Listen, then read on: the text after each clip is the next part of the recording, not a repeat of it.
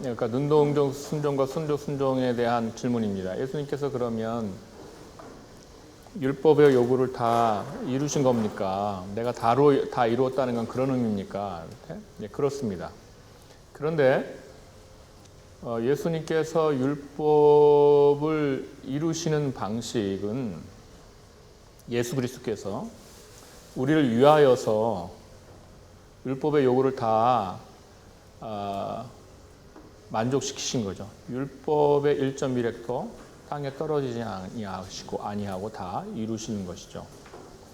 나아가서 그러니까 제가 이제 뭐 말씀드리려고 하냐면 예수님께서 그렇게 하셨을 뿐만이 아니라 우리를 위하여 우리에게 요구되어지는 율법의 요구를 그러니까 지키라, 또 나아가서 너 율법 안 지키면 죽는다라는 그 벌과 다 그것을 우리를 위하여서 그걸 다 얻으셨어요.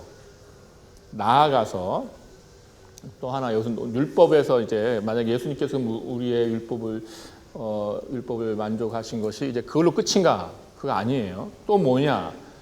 우리 안에서의 율법의 회복도 있는 것이에요. 그러니까 그리스도께서 성령을 보내시사 지금 우리로 하여금 율법을 지키게 하시는 것이에요. 그것은 우리가 율법의 속박 아래 있다, 구속 아래 있다 이런 의미는 아니에요. 그러니까 구원론적으로 말하면 성화를 지금 말하고 있는 거예요. 그것도 말하자면 율법이 우리 안에서 회복되는 것입니다. 그러니까 우리로 하여금 이제 의에 대하여 살게 하시는 것이죠.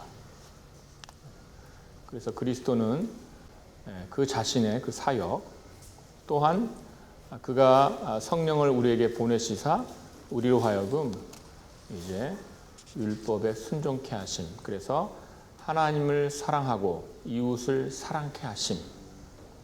이것을 또한 이루게 하십니다. 그래서 우리에게 또한 율법을 이루게 하신다. 이거예요. 거기까지를 포함하는 겁니다. 네, 그거 말해드리고 싶었어요. 자, 그 다음 220 이제 우리가 9쪽에 가보겠습니다. 229쪽. 네, 웨스민 신앙고백서는 이것으로 이제 아마 요거까지만 하면 끝나게 될 것 같아요. 229쪽에 하나님의 작정 부분인데, 자, 229쪽 작정. 여러분 작정 교리 이게 어떻게 되는가? 먼저 작정 교리가 받게 될 오해예요. 어떤 오해가 있냐면 하나님의 죄 조성자가 아니다. 조성자라는 것은 이제 우리식 따르면 지은이를 말해요. 그러니까 아우토어인데 아우토아 라틴어 말하면 아우토아. 그래서 어서 그래서 이제 그 죄 지은이 죄를 지은 분 우리가 신학적으로 죄 조성자로 보통 번역을 해서 이렇게 제가 썼는데 죄 조성자가 아니다. 피조물의 의지가 억압되는가? 그렇지 아니하다. 제2 원인들의 자유와 우연이 제거되지 않고 오히려 성립된다. 그래서 이 내용을 작정을 설명하면서 말합니다. 자, 이렇게 1항이 이렇게 되어 있어요. 그러니까 자 보세요. 제가 읽어드릴게요. 하나님께서는 영원 전부터 장차될 모든 일을 작정하셨는데 이는 그의 뜻에 가장 지혜롭고 거룩한 계획대로 하신 것이며 자유로이 변동 없이 하신 것이다. 그러나 그가 죄를 내시지는 않았으면 그러니까 조성자가 아니죠. 피조물들의 의지를 억압하지 않았고 자연 법칙의 자유나 우연성을 빼앗지 않으시고 도리어 성립시키신다. 그래서 우리가 작정을 생각할 때 이 세 가지 오해가 없어야 된다라는 것입니다.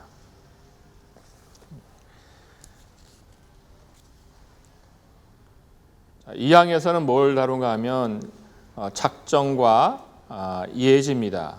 작정과 예지. 그래서 미래에 있을 일로 보셨기 때문에 작정하지 않으셨다. 이걸 넣어요. 이것은 왜 넣을까요? 이것은 계속해서 있었던 그 학론파와의 논쟁 그리고 이제는 이 시대는 아르미누스주의자라고 불러도 되는 시기죠. 도르트 웨이를 만들었을 당시에는 우리가 학론파라고 부르지만 이때는 이제 아르미누스주의자들이 있는 시대. 그러니까 이 예, 미리 본 믿음에 의하여 미리 본 프레비자 피데라고 하는 거예요. 미리 본 믿음에 의하여. 그래서 미리 믿음을 보시고 그리고 나서 작정하셨다.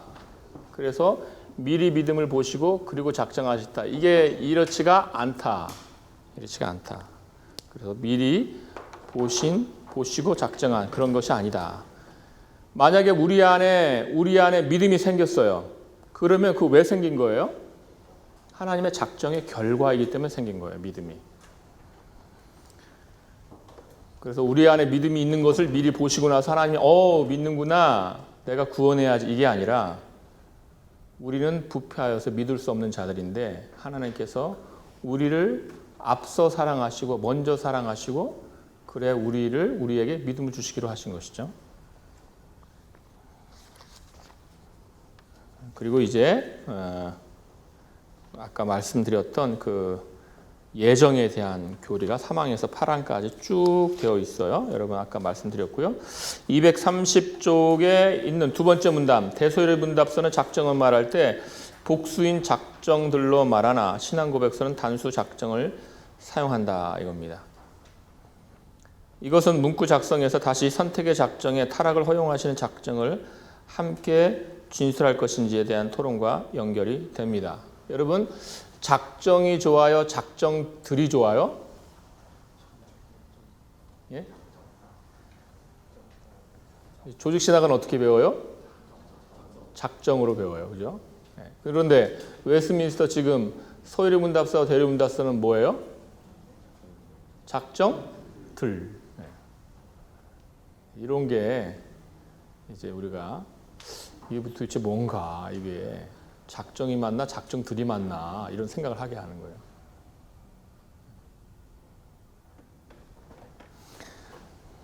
하나님께는 뭐예요? 작정이에요. 작정. 그런데 우리 편에 우리의 인식 가운데에서 하나님의 그 하나의 작정이 우리에게 다가올 때는 어떻게 다가와요? 작정들로 다가오는 것이. 이것을 우리가 어떻게 서술할 것이냐, 어떻게 표현할 것이냐. 웨스트민스터 이렇게 표준 문서가 두 가지 방식을 다 취하고 있기 때문에 사실은 둘 다 가능한 것이죠. 그런데 자, 이게 무슨 문제가 있느냐? 그럼 이렇게 돼요. 자, 작정이 있는데 이 작정을 이렇게 하나로 볼 때 타락 허용, 타락을 허용하시기로 작정하셨다 이렇게 돼요. 그래서 이 작정 안에 타락 허용 작정이 이렇게 들어갑니다. 이것이 우리가 조직신학에서 배우는 방식이에요. 그래서 창조하시기로 작정하시고 타락을 허용하기로 작정을 하시는 것이죠. 그래서 이렇게 작정이라는 그 안에 이것이 안에 들어옵니다. 그러면 작정들로 하면 어떻게 되는가? 무슨 차이가 있느냐? 이 하나하나의 내용들이 다 이제 창조하시기로 작정하셨다. 타락을 허용하시기로 작정하셨다. 아시겠어요? 그러니까 이렇게 하나의 사건들과 하나의 순간들을 우리는 맞이하게 됩니다. 작정과 하나의 작정이라고 할 때 그 작정이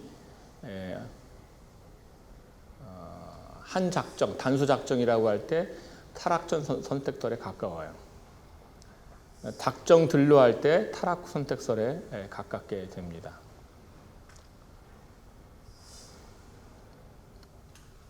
그 하나가 의미를 갖는 사건들로 다가오기 때문에 작정들로 할 때 타락 선택설에 가깝게 돼요.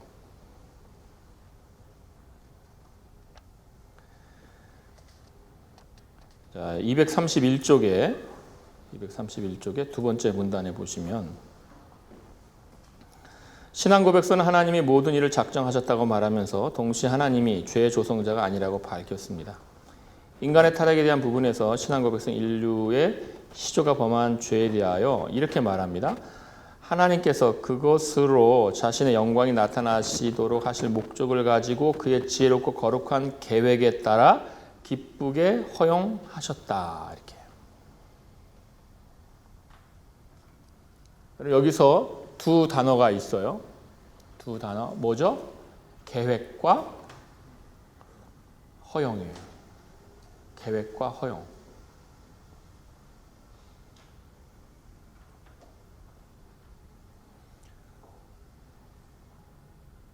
자, 섭리에 가보면, 섭리에 가서, 지금 우리가 작정을 받고 섭리에 가면, 5장 사항은 어떤 용어를 또 쓰고 있냐면, 밑에서부터, 여러분 231쪽 밑에서부터 7째 줄 보시면, 죄가 단순한 허용에 의해서 일어나지 않았다, 이 말을 쓰고 있어요. 그렇죠? 그러니까 지금 작정에서는 뭐를 쓰고 있어요? 하나님의 그 거룩한 계획에 따라 기쁘게 허용하셨다. 이렇게 되어 있고, 하나님의 기뻐하심에 따른 계획에 따른 허용이 말씀하고 있고, 그 다음에 5장 사항을 뭘 말하고 있어요? 단순한 허용이를 말하고 있어요.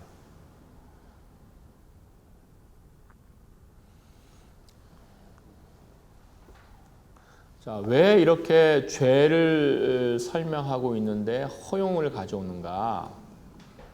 허용을 가져오게 되면 하나님의 계획, 하나님의 작정, 하나님의 주권과 부딪힐 것 같단 말이죠. 근데 왜 허용이라는 용어를 사용하는가? 이 허용이라는 단어를 사용할 때 주의할 것은 지금 단순한 허용이 아니다라는 이 부분을 우리가 생각을 해야 합니다. 그러니까 이것은 무슨 말이냐면 하나님께서 허용하신다 이렇게 말할 때 그 허용은 하나님의 주권과 분리돼서 이제 네가 할지 안 할지 너에게 맡긴다. 그래서 하나님의 주권과 완전히 단절되는 그 사건이 있고 그 다음에 네가 이제 하는 것이다. 이런 허용인가? 그게 아니라는 것입니다. 허용은. 허용이란 단어는 죄와 관련될 때 사용돼요.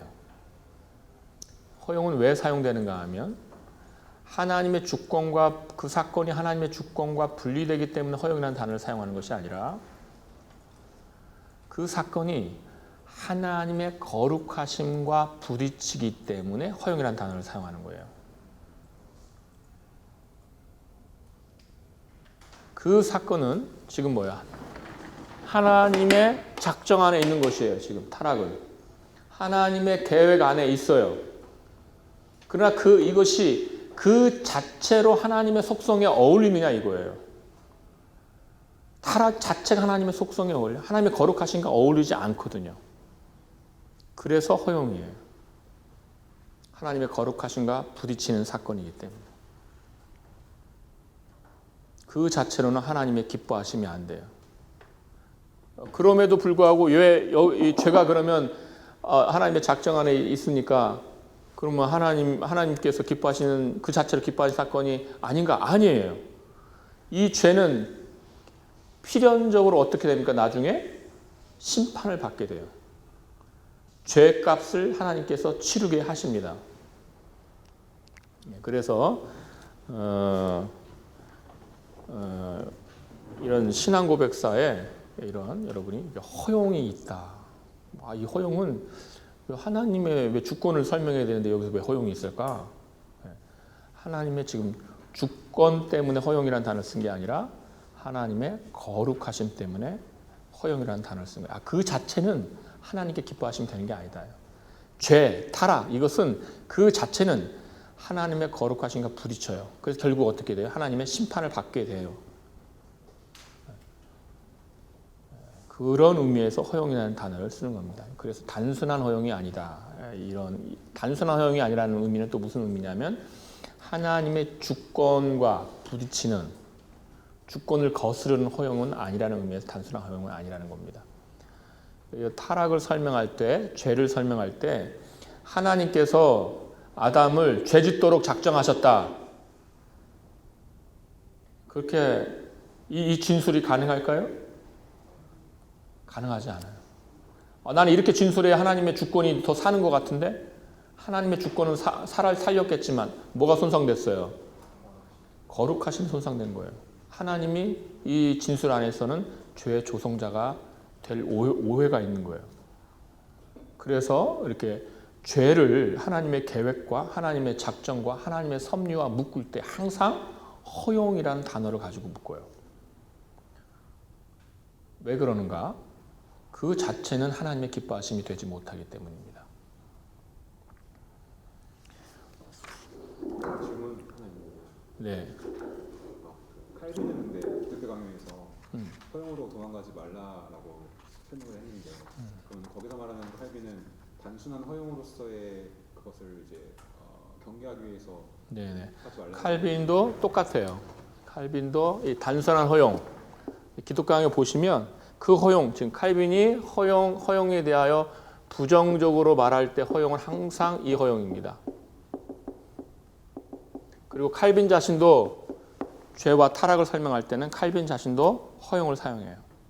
허용이라는 단어를 사용해요.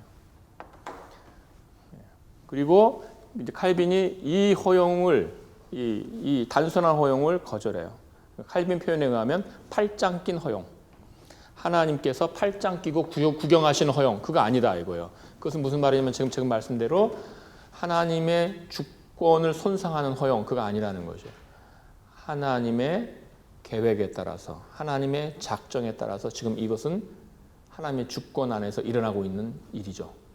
그러나 이 자체가 하나님께 기뻐하시면 되지 못해요. 그래서 칼빈도 죄와 타락을 설명할 때 허용이라는 단어를 사용합니다. 그러나 칼빈이 항상 주의를 기울이는 것은 팔짱 낀 허용이 되면 안 된다 이걸 써요. 그때 이제 칼빈이 사용하는 용어는 누다 퍼미시오, 단순한 허용이라고 번역되는 이 개념을 사용합니다.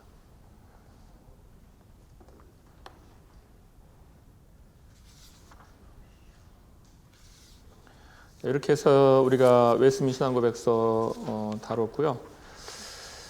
예, 이 정도를 보고 우리가 이제 스위스 일지신조로 넘어가겠습니다.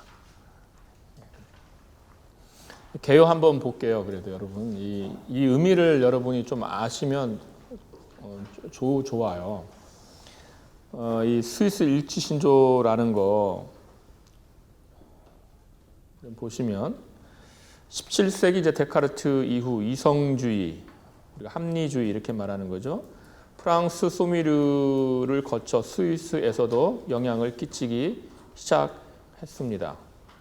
그러니까 지금 어떻게 그러니까 우리가 이야기하는 그 자유주의가 어떻게 신학 안에 들어오는가, 개혁교회 안에 들어오는가, 개혁신학 안에 들어오는가를 보여주는 지금 이 신조가 만들어지는 그 역사예요. 역사고, 우리가 재작년에 위그너 주간을 가졌어요. 위그너가 이제 프랑스 개혁교회 그 신자들을 위그너라 이렇게 부르는데, 근데 그 주간을 가졌어요. 근데 그 중에서 한 강좌를 그분이 이제 계셨죠? 네, 불어로 하셨잖아요, 그죠? 네. 근데 그 중에 한 강좌를 이번에 그 신학 정론에 실습니다. 마지막 강좌를. 그리고 그 마지막 강좌를 싣고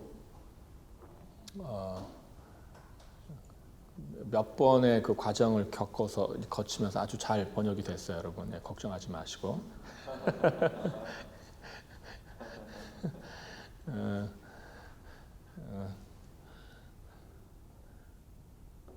저는 들으면서 그 세 번째 강의에 너무 큰 감동을 받았어요.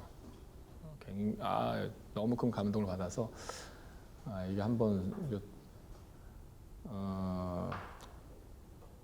잘 소개됐으면 좋겠다 싶어서 이번에 여러분 그 신학 정론에 나오게 되니까요.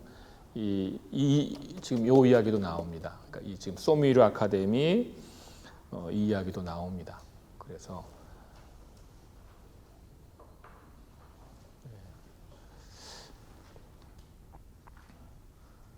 그러니까 자유주의라는 게 어떤 경로를 통해서 우리에게 들어오는가, 또 지금 우리 안에 자유주의는 없을까? 우리 안에 자유주의는 없을까? 근데 이제 우리 안에 자유주의가 있어요. 우리 죄성이죠. 우리 안에 자유주의가 있는 거죠.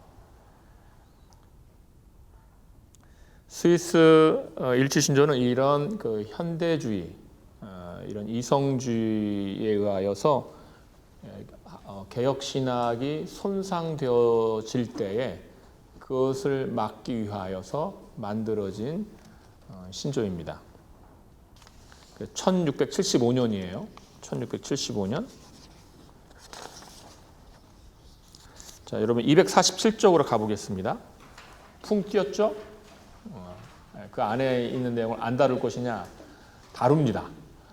다루는데 한번 하나 소개해 드리려고 해요. 각주 5번. 247쪽의 각주 5번이죠. 위에서부터 6째 줄. 바빙크의 말대로 스위스 일치신조는 이성주의 거센 흐름을 막지 못했다. 그래서 여러분이 1675년에 나온 이 스위스 일치신조는 이거 이제 만들었으니까 개혁교회가 그러면 이런 자유주의를 잘 막았냐? 못 막았어요. 막지 못했다. 어마어마하게 큰 흐름입니다. 막지 못하죠.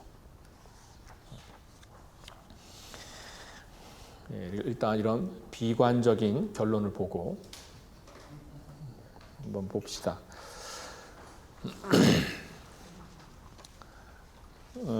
이런 상황이에요. 그러니까 제네바 지금 우리가 본 이 제네바, 칼빈의 제네바. 벌써 우리 칼빈의 제네바 말만 들어도 어때요? 기쁨이 있잖아요. 종교개혁 도시. 근데 제네바에서 이렇게 교수하고 또 목사하고 이런 분들이 많이 어디서 공부를 했는가? 프랑스 소미르 아카데미라는 그 신학교에 가서 공부를 하고 그리고 왔어요. 이 소미르 아카데미라는 곳에 그런데 이제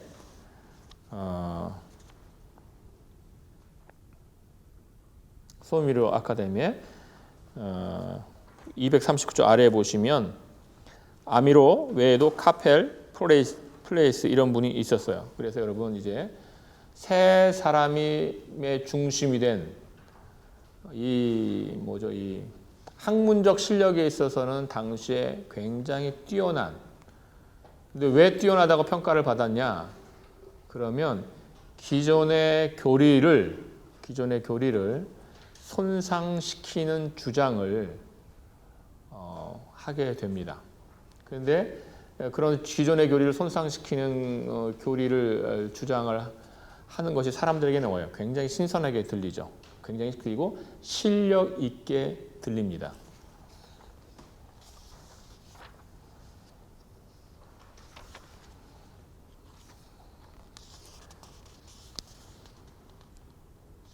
네, 이제 그 역사가 쭉 나오고 있고요. 어떤 사람들이 왔다 이 내용이 있는데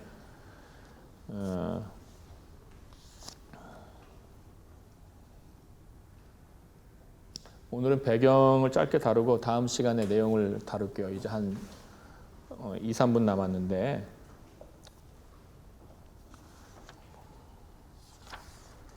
일단 내용 거기서 내용은 세 가지예요. 세 가지. 239쪽에